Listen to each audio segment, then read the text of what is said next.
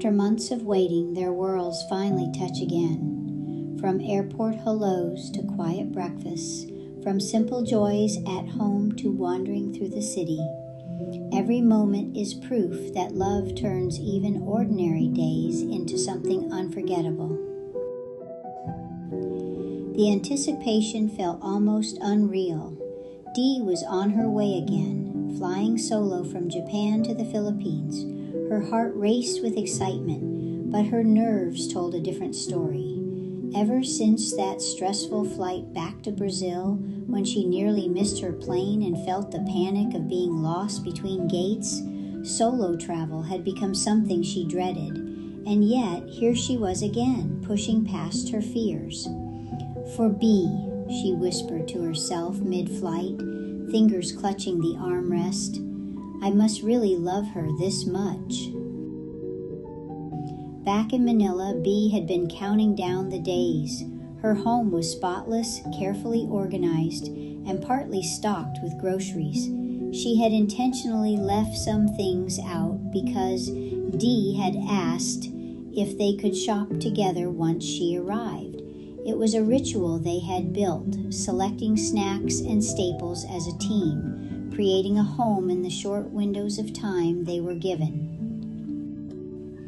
On August 9th, as the evening sky dimmed over Manila, B waited anxiously at the airport. Hours had felt like days, and when she finally spotted D emerging from the arrival gates, her heart leapt. D looked tired, but smiled the instant their eyes met. That smile alone made the wait worth it. The hug that followed was long and tight, neither wanting to let go, as if all the time apart could somehow be compressed into that one embrace. The humid heat of the Philippines wrapped around them, but all D could feel was relief. She was finally there with B, after months of longing and endless exchanged messages. From the airport, they went straight to Festival Mall for dinner. B led D to a cozy restaurant carrying the aromas of Thailand and Vietnam. They ordered generously, both famished. Pad Thai, pho, noodle soup, sizzling pork chop with fried rice, mango sticky rice, a sampler of desserts, and, of course, B's favorite, Thai milk tea. It was Dee's first time trying Thai and Vietnamese food, and B was delighted to see her enjoy it. "If we can't travel to Thailand or Vietnam together yet," B teased, "at least you can taste them here." Between laughter, bites, and knowing glances, D already felt the trip was worth it. After dinner, they stopped by the grocery. B, ever practical, had asked D to pick up pasalubong gifts there to save time. Each item was carefully chosen, not just for convenience, but for the feeling behind it. Small acts of care for each other. Before heading home, B tugged D toward French Baker. "It's past 8 p.m., she grinned. "Everything is 50% off." D laughed, charmed as always by B's thrifty side. At home, D unpacked her suitcase, revealing an assortment of B's favorite Japanese treats. She always remembered the little things B loved. The following day brought a new experience, a charity event in B's village, the Hope Bazaar. Residents sold items or played bingo, with proceeds donated to a cancer patient. B had mentioned it before, and D had been eager to join, imagining it would be fun to sell and play together. And it was. Luck favored them that day, awarding them a free foot spa and pedicure. They lingered until evening, soaking in the small joys that only mattered because they were together. Monday unfolded with the comfort of simplicity. Sofa, movies, shared naps. Time seemed to slow, as if allowing them to just exist, side by side. While sorting groceries and items from the bazaar, Dee noticed B's habits more closely. B had mentioned her OCD before, But now Dee truly saw it, every plate, mug, and item carefully arranged.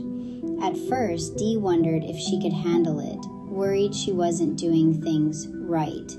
But soon she understood. This was simply part of B, part of the way she made her world feel safe and proper.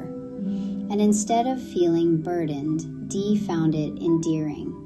For her part, B tried to rearrange things quietly when Dee wasn't around. It was their small dance of differences, one they believed they could live with just fine. Later, they strolled through the mall. Dee picked out silver accessories, more goodies to bring back to Japan, a gift for little Aika, and treats to share: pizza, lasagna, chicken, inasal, barbecue, and the sweet richness of leche flan. The day ended with warmth, ordinary to the world, but extraordinary for them. One quiet but unforgettable moment came with a call from B's mom. Dee, shy but sincere, offered a soft hi. That single word, small as it was, filled her heart with meaning.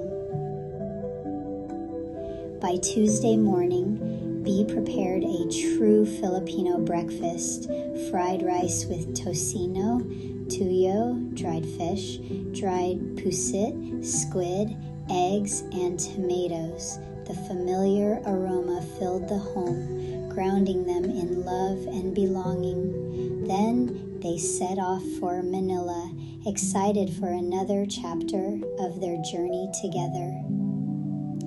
The day led them to a joyful lunch with their friend Jewel, then into the historic walls of Intramuros.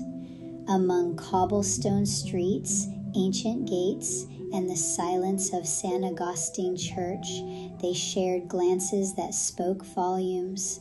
Renting an e-bike, they rode together, sometimes clumsy, often laughing, as they explored the fortress of Santiago, the plazas, and charming alleys. When the sun began to set, the stone walls turned gold. With a cool breeze brushing past, they raised cold drinks in a toast, talking about everything and nothing. The world felt paused, leaving only the two of them, writing their own story among walls that had stood for centuries.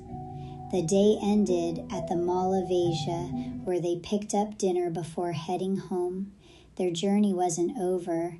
It was only part one of a reunion they knew would stay etched in their hearts forever. Days at home gave them warmth, laughter, and the comfort of just being together. But the journey wasn't over yet. Ahead waited colder winds, a tiny house beneath the trees, and a night where firelight and music carried their love even deeper. Stay tuned. Chapter 10, Part 2, Between Cold Winds and Goodbyes.